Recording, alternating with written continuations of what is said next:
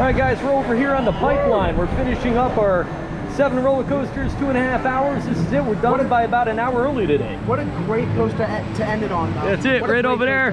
It's my tour guide. We're getting ready to part ways after this guy. He's going to be staying a little longer.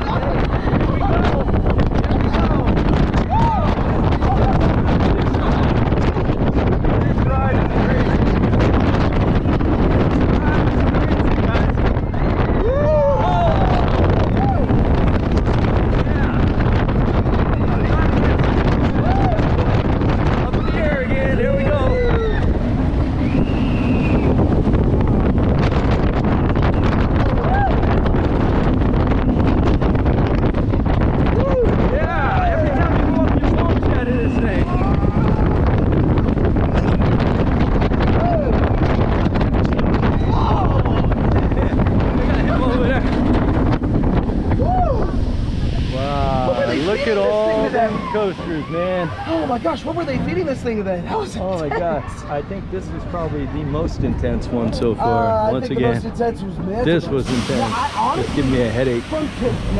From today, this has probably been the most intense experience today. Yeah. Because my legs were starting to like tighten.